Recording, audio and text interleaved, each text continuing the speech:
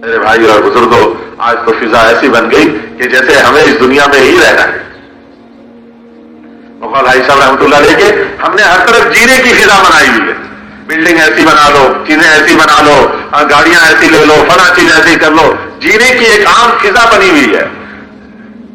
بخاری شریف کی روایت اکثر ذکر حاضم لذات الموت، لذتوں کو توڑنے والی چیز یعنی موت کو کثرت سے یاد کیا کرو. حضرت حسین ابن علی رضی اللہ تعالیٰ فرماتے ہیں کہ ایک دن رسول اللہ صلی اللہ علیہ وسلم تشریف لائے اور منبر پہ کھڑے ہوئے، صحابہ سامنے بیٹھے تھے. آپ نے فرمایا ایھا الناس کأن الموت فیھا علی غیرنا کتب. صحابہ کو 1400 سال میں مارے پہلے کہے لوگوں، صحابہ پہ خطاب کر کے کہہ رہے ہیں، وہ قیامت تک کے آنے والے انسانوں کو کہہ رہے ہیں، اے لوگوں تم تو دنیا میں ایسے جی رہے ہو جیسے موت ہم پر نہیں، ہمارے علاوہ اوروں کے لیے لکھی گئی ہے، ہم پر نہیں آئے گی موت. کأن الموت فیھا علی غیرنا کتب. آئے دن سن رہے، آئے دن سن رہے. وَكَأَنَّ الْحَقَّ فِيهَا عَلَىٰ غَيْرِنَا وَجَبٌ. اور دنیا میں ایسے رہ رہے ہیں جیسے جو اللہ کے احکامات ہیں، جو اللہ کے بتلائے ہوئی چیزیں ہیں، وہ حق ہم پر نہیں ہے، اوروں کے لیے. تم کرو، یہ تم لوگوں کے لیے ہے، مجھے تو ضروری، میں تو بالکل مبرہ ہوں. وَكَأَنَّ الَّذِي نُشَيِّعُ مِنَ الْأَمْوَاتِ سَفَرٌ عَمَّا قَلِيلٍ إِلَيْنَا رَاجِعُونَ. اور روز آئے دن جن کو ہم تیار کر کے کفن میں آگے بھیج رہے ہیں، یوں سمجھ رہے ہیں جیسے سفر پہ گیا بس تھوڑی دیر میں واپس آ جائے گا. وَنَأْكُلُ تُرَاثَهُمْ كَأَنَّنَا مُخَلَّدُونَ بَعْدَهُ. اور اس کے چھوڑے ہوئے مال و متاع ترکے پر ایسے ٹوٹتے ہیں، ایسے جھگڑتے ہیں، ایسے لڑتے ہیں کہ جیسے ہمیں تو ہمیشہ یہی رہنا، یہ ہم نے ہمیشہ رہنا ہے، وہ مرنے والا گیا. اور کوستے ہیں اس مرنے والے کو کہ مرنے والا ایسا چھوڑ کر گیا کہ ہمارے خاندانوں میں جھگڑے پڑ گئے.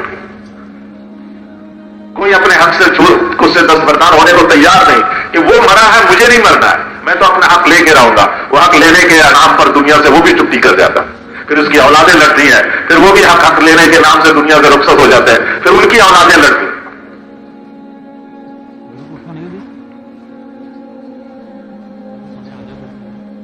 حاجی صاحب رحمۃ اللہ علیہ کے برادری کے، میں نام نہیں لوں گا، آپ میں سے بہت سارے جانتے ہوں گے.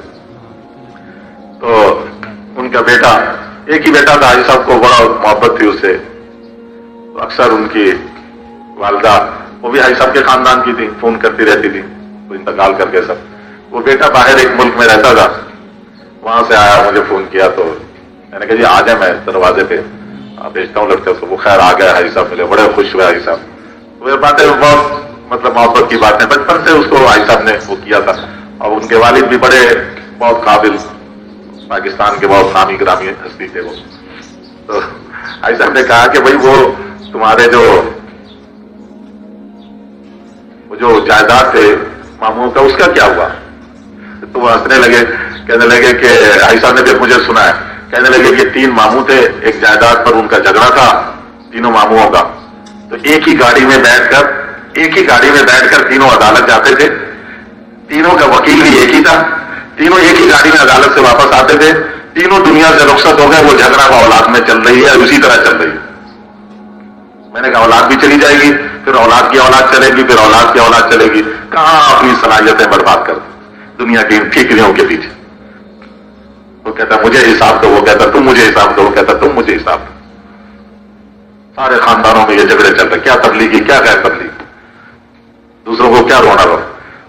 یہ جو دنیا کے اصلاح کے بیڑے اٹھا لے کر چلے تھے، ان کے خاندانوں بڑے بڑے دعوے داروں کے گھروں کے اندر یہی چل رہے، دنیا کی چند ٹھیکریاں مجھے مل جائیں. وہ کہتا نہیں، چند ٹکڑے مجھے مل جائیں، اور وہ ٹکڑے چھوڑ کر پھر یہ رخصت ہو جاتا ہے. پھر بعد میں اس کی اولاد لڑتی ہے، جیسے یہ اپنے باپ کی جائیداد میں لڑ رہے تھے، ان کی اولادیں پھر ان کی جائیداد میں لڑتے، پھر ان کی اولادیں یہی طرح لڑتے لڑتے دنیا سے رخصت ہوتے چلے جاتے. نَأْكُلُ تُرَاثَهُمْ كَأَنَّنَا مُخَلَّدُونَ بَعْدَهُمْ. اپنے چھوڑے ہوئے میت کے استعمال متاع ترکے پر ایسے لڑتے ہیں، ایسے لڑتے، ایسے کھاتے پیتے ہیں جیسے ہمیں تو ہمیشہ رہنا ہے. وہ مر گئے، مجھے مل جائے، میرے ساتھ یہ ہمیشہ رہے گا.